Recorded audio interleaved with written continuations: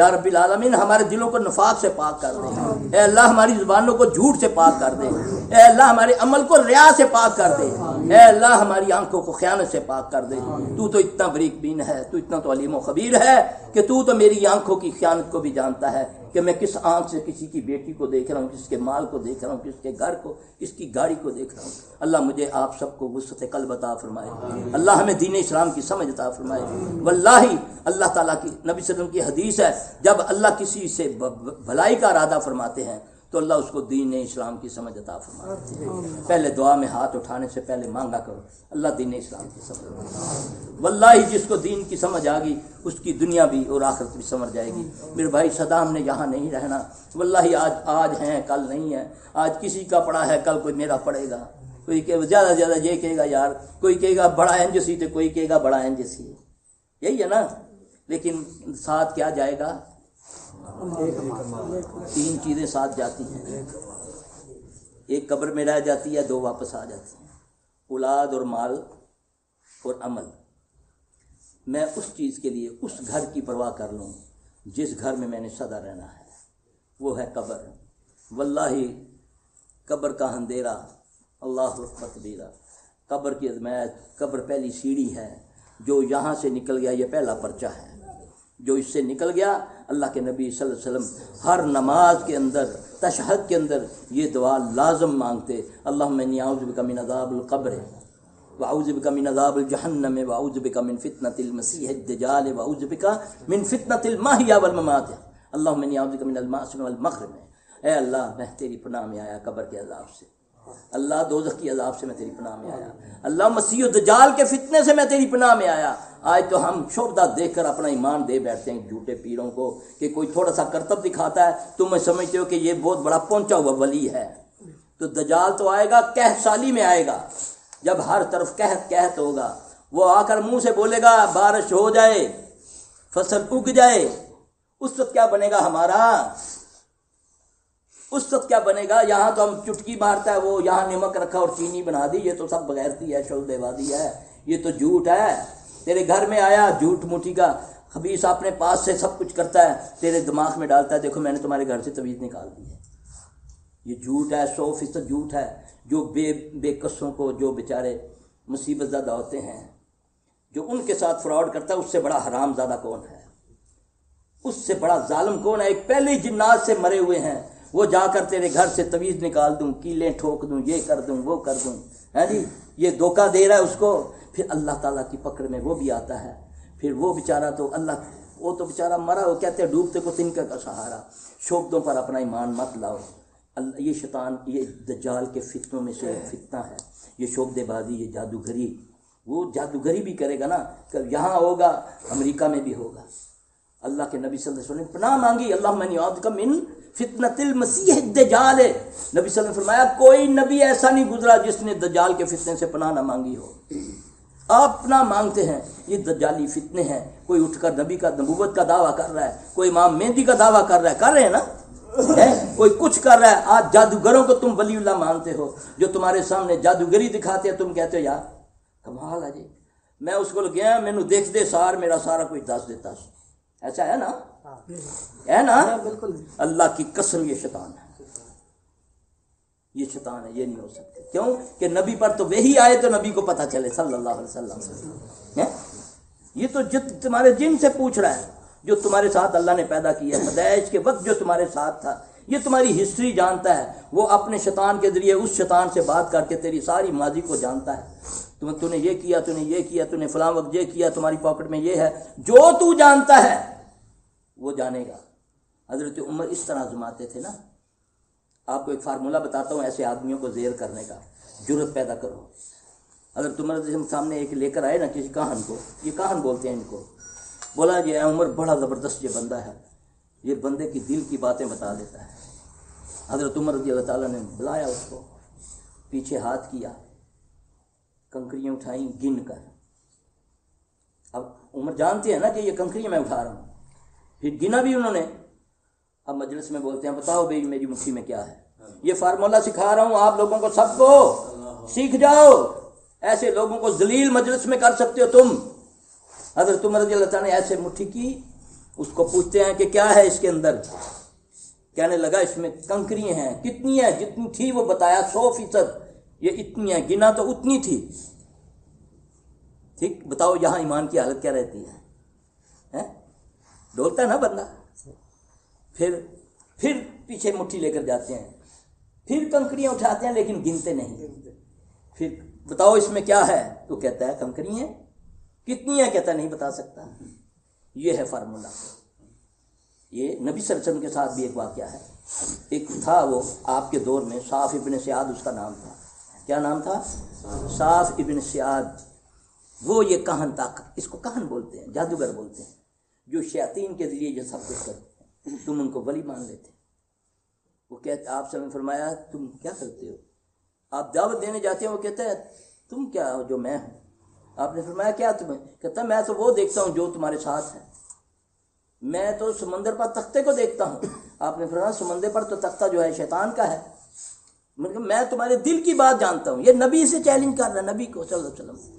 آپ صلی اللہ علیہ وسلم اپنے دل میں سورہ دخان کی کچھ آیتیں تلاوت فرماتے ہیں. اب قرآن تو نئی چیز تھی اس کے لیے نا. کہتا جو تو نے پڑھا ہے مجھے سمجھ تو نہیں آئی، مگر دکھ تو نے کہا ہے نا. اور وہ دخان کا لفظ تو اس نے اچکا نا. تو آپ صلی اللہ علیہ وسلم نے جواب میں کیا بولا؟ تو دنیا کا سب سے بڑا ذلیل ہے. تو میں اس کو یہاں کہتا ہوں تو بڑا پہنچیا ہے. یہی ہے نا.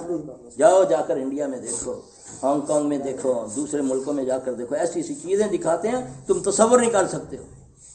وہ جو امریکن ہے وہ جو ہوا میں اڑتا ہے، اسٹیو جان، پتہ نہیں کیا نام ہے اس کا، وہ باہر باغیچوں کے اندر مرد کو 2 ٹکڑے کر دیتا ہے، عورت کو 2 ٹکڑے کر دیتا ہے. کرتا نہیں کرتا؟ دیکھتے ہو نا، سب کے سامنے کرتا ہے نا. یا اللہ کے دین پاکستان ہی چل رہا ہے. سارے یہ ماننا شروع ہو جائیں گے کہ یہی رب ہے. یہ ہے دجالی فتنے. اللہ سے پناہ مانگا کرو. اور میں تمہیں اس فتنوں سے بچنے کا ایک فارمولہ نبی کا بتاتا ہوں صلی اللہ علیہ وسلم. آپ نے فرمایا جس نے سورہ کہف کی پہلی 10 آیات کو یاد کیا، سورہ کہف کی پہلی 10 آیات کو یاد کیا، اللہ اس کو دجال کے فتنے سے محفوظ رکھیں گے. تو بتاؤ وہ سب سے بڑا فتنہ دجال کا ہے، تو باقی فتنے آپ کے قریب آئیں گے اس کے پڑھنے سے. یاد کرو، ایک آیت روز کی یاد کرو، لکھ کے جیب میں ڈال لو. قرآن ہے تمہاری موبائل کے اندر، اس میں اس کی نشانی لگا لو، کھول کے پڑھ لو. صبح شام 10 آیاتوں کو پڑھو، اللہ تجھے ان فتنوں سے تم سب کو محفوظ رکھے گا انشاءاللہ. وَيَهْدِي إِلَيْهِ مَن يُنِيبُ، جو اللہ کی طرف رجوع کرتا ہے اللہ اسے دکھاتا ہے، اللہ اسے راہ دکھاتا ہے.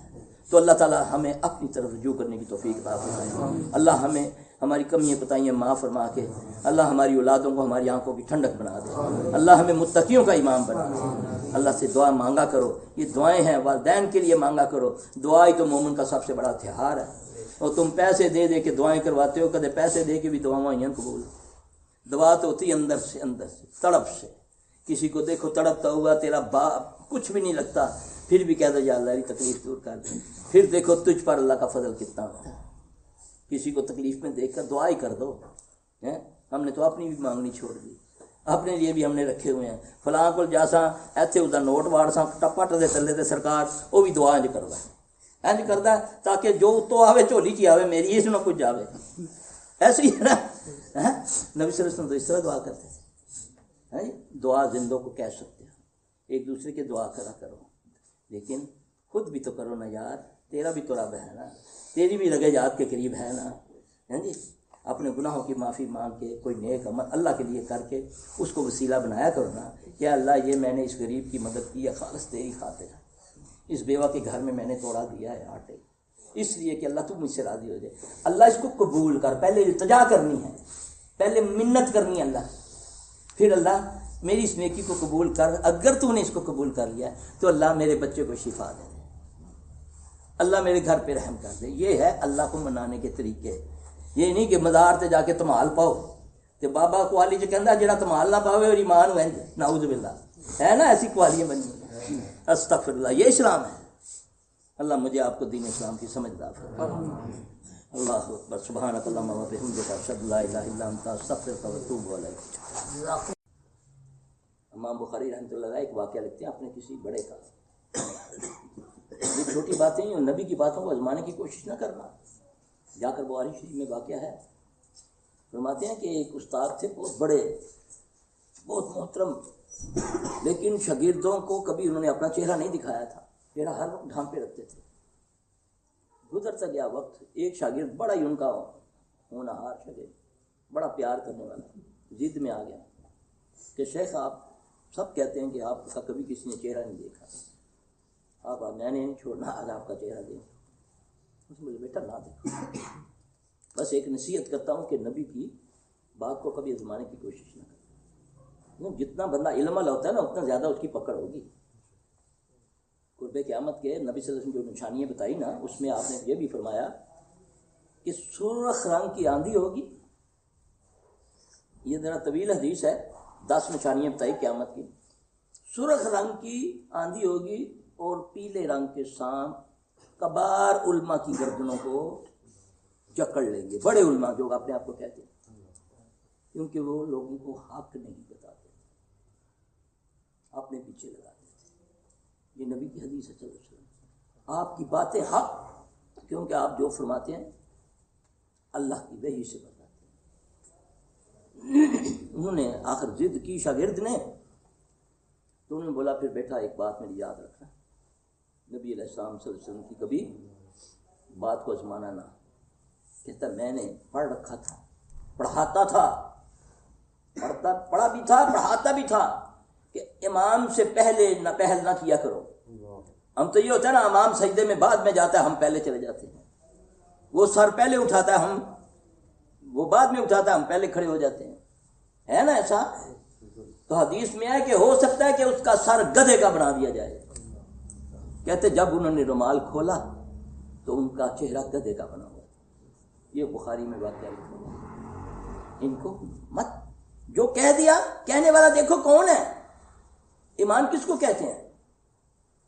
کفار نے کہا کہ دیکھو بڑا اپنے آپ کو کہتا ہے ابو بکر رضی اللہ تعالیٰ کہ کبھی جھوٹ نہیں بولا اور حق بات کا ساتھ دیتا ہے۔ تو آج دیکھو نا، محمد صلی اللہ علیہ وسلم فرما رہے ہیں، وعلیکم السلام، کہ میں معراج پہ گیا، ایک دن میں، ایک سیکنڈ میں کیسے معراج پہ گیا، 7 آسمانوں میں، پھر بیت المقدس میں نماز پڑھائی، یہ سارا، پھر جب واپس آئے تو کنڈی بھی ہل رہی ہے اور گرم ہے بستر، یہ کیسے ممکن ہے؟ یہ تو تیری عقل ہے اتنی سی، میرا اللہ تو ہر چیز پہ قادر ہے۔ ابو بکر رضی اللہ عنہ نے جب یہ سوال کیا کہ آج بتاؤ تیرا دوست یہ دعویٰ کرتا ہے، انہوں نے بولا بالکل حق، یہ ہے ایمان، عقل مانے یا نہ مانے، دل مانے یا نہ مانے، یہ محمد صلی اللہ علیہ وسلم پر ایمان ہے، یہ نبی صلی اللہ علیہ وسلم سے محبت کا تقاضا ہے۔ جب نبی کی بات کہی جاتی ہے پھر بڑا لے آتا ہے اپنا کہ ہمارا فرقہ، ہمارا امام، ہمارا یہ ایمان تو یہ ہے۔ محمد صلی اللہ علیہ وسلم کے بعد بآئے سمعنا و اطعنا، اس کو ایمان کہتے ہیں۔ دعا مانگو اللہ پاک ہمیں اطاعت رسول کرنے کی، اللہ کی اطاعت کرنے کی توفیق عطا فرمائے۔ یہ باتیں اس لیے میرے بھائی، یہ چھوٹی باتیں نہیں ہیں، باتیں کس کی ہیں؟ بڑی محمد صلی اللہ علیہ وسلم کی ہے۔ چند منٹ بیٹھو، سلام پھری، کتنے منٹ لگیں گے یار آیت الکرسی پڑھنے میں؟ 3 نمازوں میں ایک بار آیت الکرسی، ایک بار اخلاص فلق ناس، 33 بار سبحان اللہ الحمدللہ اللہ اکبر، اس کے بعد دعا مانگو، اے اللہ جو میں نے پڑھا ہے اللہ اس کو قبول کر۔ اس سے تکبر جاتا ہے، اس سے یہ جو آتا ہے نا بعد کا، آج کل نا بڑے بڑے مناظر ہوتے ہیں، وہ اپنے آپ کو اتنا بڑا عالم سمجھتے ہیں، جو بڑے بڑے مفتی ہیں وہ کسی کو سمجھتی کچھ نہیں ہے۔ جب یہ سب اللہ کی عطا میں روزانہ اقرار کروں گا نا کہ اللہ میرے بس میں نہیں ہے، لا حول ولا قوت الا باللہ، کہ نہ میں برائی سے بچ سکتا ہوں نہ ہی میں اچھائی کر سکتا ہوں مگر تیری توفیق سے، ختم ہوگی نا۔ تو کتنا چھوٹا لفظ ہے اور کتنی بڑی اس کی فضیلت ہے۔ آپ نے فرمایا تمہیں عرش کے خزانوں میں سے خزانہ نہ دوں، جنت کے خزانوں میں سے خزانہ نہ دوں؟ کثرت سے پڑھا کرو لا حول ولا قوت الا باللہ، اس کے پڑھنے سے اللہ تمہیں 99 بیماریوں سے شفا دیتے ہیں، جس میں سب سے کم درجے کی بیماری کیا ہے؟ غم و فکر۔ انسان کے لیے سب سے بڑی بیماری کون سی ہے؟ غم و فکر۔ آج اس لفظ کو ان بھانڈوں نے، مراسیوں نے، گانوں میں اس کو اتنا ڈیویلیو کیا ہوا ہے کہ ہم ایز اے جوک اس کو پڑھتے ہیں، لا حول ولا قوت الا باللہ۔ اس کو ڈیویلیو کرنے کے لیے شیطان اتنا دشمن ہے تمہارا، ہر اس چیز کے پیچھے پڑے گا جس سے تجھے فائدہ پہنچے گا، جس سے تیری دنیا، تیری آخرت بہتر ہوگی۔ بعد اچھے اپنے آپ کو موحدین کہنے والے جنوں کا انکار کرتے ہیں، جراثیم پر اس کا یقین ہے، کورونا پر کہ وہ اندر سے وہ آگے پیچھے سے بڑھ جاتا ہے اندر، ہاں جی، لیکن جن کے معاملے میں اس کو بتاؤ تو کہتا کدھر جن، ہم بڑے معاہد ہیں، ہمیں کچھ نہیں کہتا۔ اللہ کے بندے، اللہ نے اس کو طاقت دی ہے، تو کس گھمنڈ میں مارا ہوا ہے؟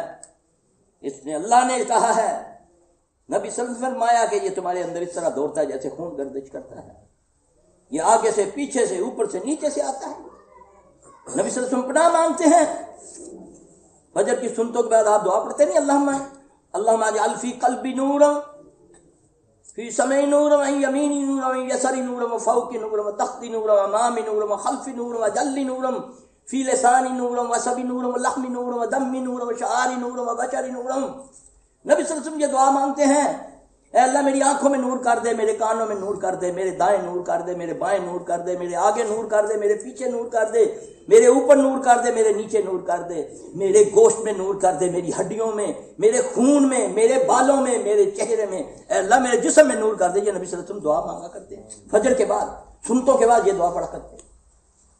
کیوں مانگتے ہیں؟ ہم سب محتاج ہیں، نبی سمیت اللہ کے محتاج ہیں۔ اور یہ نور کیا ہے؟ نور رحمتوں سے ہے۔ جب جسم میں آنکھوں میں نور ہوگا، اللہ اس سے بچائے گا۔ شیطان آنکھوں پر بھی حملہ کرتا ہے، زبان پر بھی کرتا ہے۔ اللہ نے اس کو طاقت دی ہے، تمہارے اندر اس طرح دوڑتا ہے جیسے، پھر بعض لوگ اس کا بھی انکار کر دیتے ہیں، ہاں جی، اپنے آپ کو موحد کہنے لگے، تو ایمان بھی لگایا تمہارا ختم ہو گیا۔ یہ تو پہلی شرط ہے، الذین یؤمنون بالغیب، پہلی شرط یہ ہے متقی کی کہ وہ غیب پر ایمان لائے۔ جن غیب ہیں، تمہیں ایمان لانا پڑے گا۔ اللہ نے کہا ہے، نبی صلی اللہ علیہ وسلم نے فرمایا یہ مخلوق ہے، وما خلقت الجن والانس الا لیعبدون، یہ مکلف ہیں اطاعت رسول اور محمد صلی اللہ علیہ وسلم کی اطاعت کے اور اللہ کی اطاعت کے، چاہے وہ جن، کیونکہ نبی صلی اللہ علیہ وسلم خالی انسانوں کے رسول نبی نہیں ہیں، آپ جنوں کے بھی رسول ہیں، جنوں کے بھی نبی ہیں۔ اور تم اپنی اس گھمنڈ میں کہ یہ کچھ نہیں کر سکتے، یہ وہ کچھ کر سکتے ہیں، تم سوچ بھی نہیں سکتے۔ آؤ میں دکھاؤں تمہیں کیا کچھ کرتے ہیں، کیا کیا ہوتا ہے۔ مریض بیٹھا ہوتا ہے، کٹ جاتا ہے، ایک دم جل جاتا ہے ادھر بیٹھے بیٹھے، رک سیلفی مت، دم کر، میں اس کو جلا دوں گا، میں ابھی اس کی گردن کاٹتا ہوں، اتنا کٹ لگتا ہے، لے کر جاتے ہیں، 10 ٹانکے لگ جاتے ہیں، ساری دنیا دیکھتی ہوتی ہے۔ مت گھمنڈ کرو، مانو کافر ہے، کفر کا انکار مت کرو، شرک ہے، شر ہے، اس لیے تو فرمایا صبح اٹھ تو کیا کیا، قل اعوذ برب الفلق من شر ما خلق، جو وہ شر جو تو نے پیدا کیا۔ شیطان کو کس نے پیدا کیا ہے؟ تو پھر میں کیسے انکار کروں؟ آپ نے ہاں ایک ایک بات پر، قرآن پڑھنے پر اللہ کہتا ہے جب تم قرآن پڑھنے لگو، کیا حکم ہے؟ فَإِذَا قَرَأْتَ الْقُرْآنَ فَاسْتَعِذْ بِاللَّهِ مِنَ الشَّيْطَانِ الرَّجِيمِ۔